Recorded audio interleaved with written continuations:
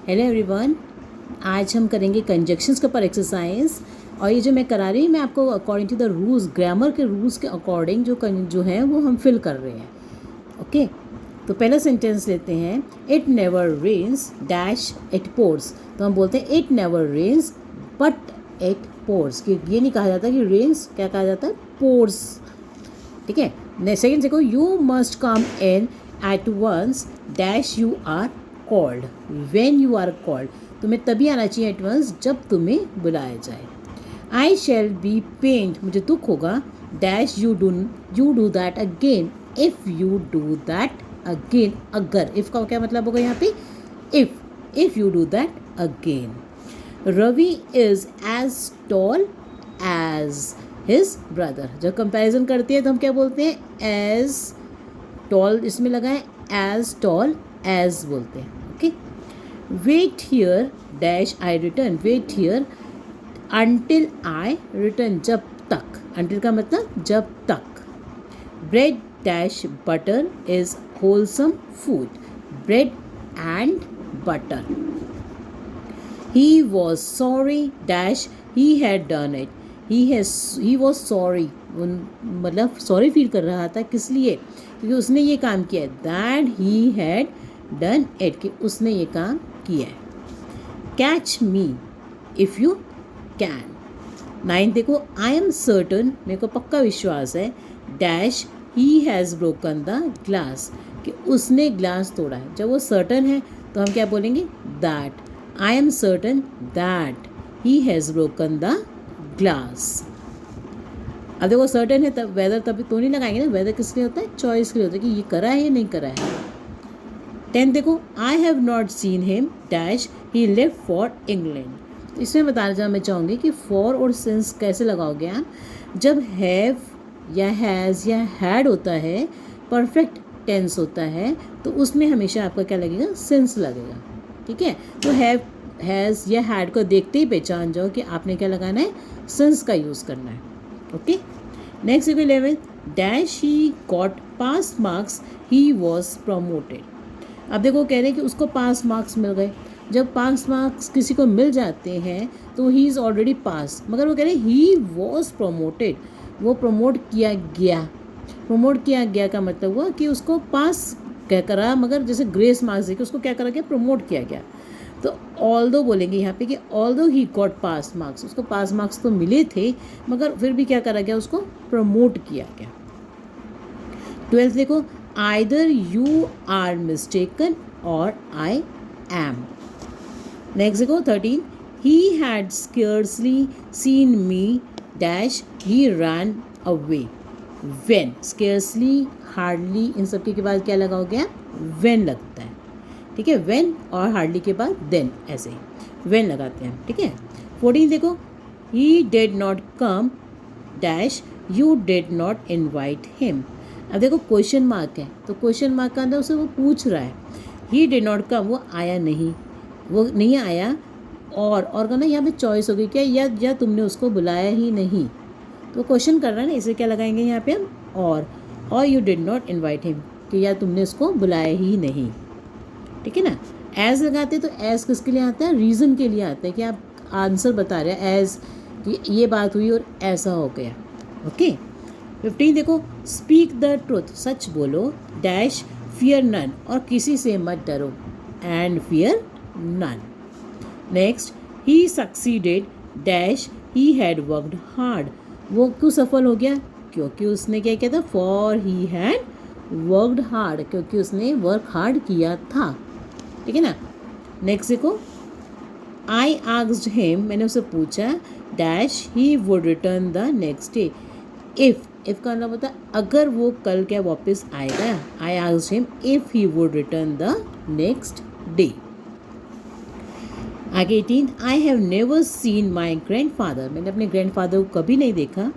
He had died dash I was born, क्योंकि वो पहले ही उनकी डेथ हो चुकी थी, तो हम क्या कहेंगे, before. He had died before I was born, मेरे पैदा होने से पहले ही उनकी डेथ हो चुकी थी, बिफोर लगेगा। We can not go out, हम बाहर नहीं जा सकते, डैश इट इज़ रेनिंग, तो जब कारण बता रहे हैं कि हम बाहर क्यों नहीं जा सकते, तो एज इट इज़ रेनिंग, क्योंकि रेनिंग हो रही है। आगे you will fail dash you work hard, तुम फेल हो जाओगे। तो फेल कब हो जाओगे? अगर तुम वर्क हार्ड नहीं करोगे।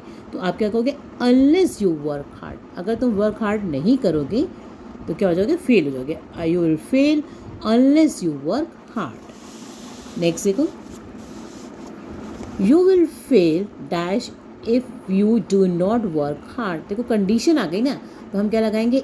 इफ़।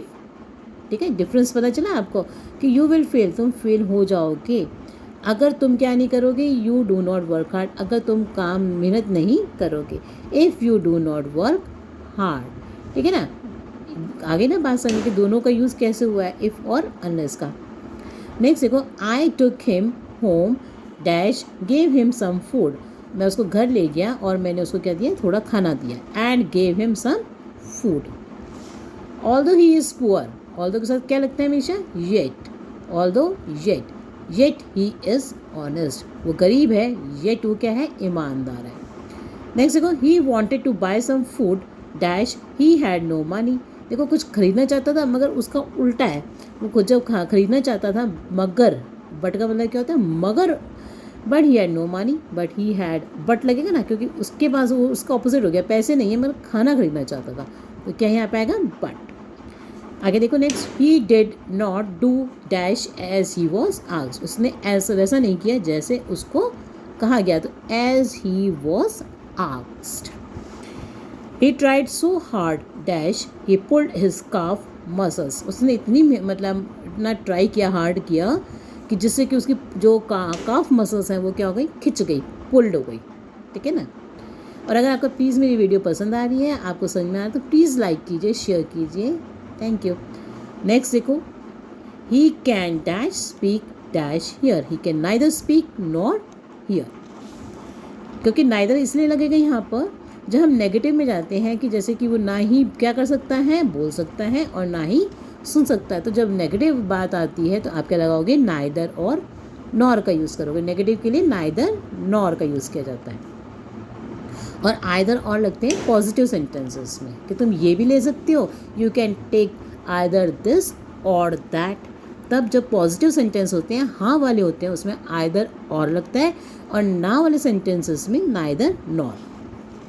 नेक्स्ट देखो, टेक एक्सरसाइजेज डेली, एक्सरसाइज रोज करो dash you will grow fat. अब देखो इसका उल्टा आ गया, अगर एक्सरसाइज नहीं करोगे तो आप क्या हो जाओगे? मोटे हो जाओगे। तो देखो अब इसमें क्या आ गई ना, चॉइस हो गई, या तो एक्सरसाइज कर लो या मोटे हो जाओ, तो इसलिए क्या हो जाएगा? और लगेगा। चॉइस के लिए क्या लगाते हैं हम? और।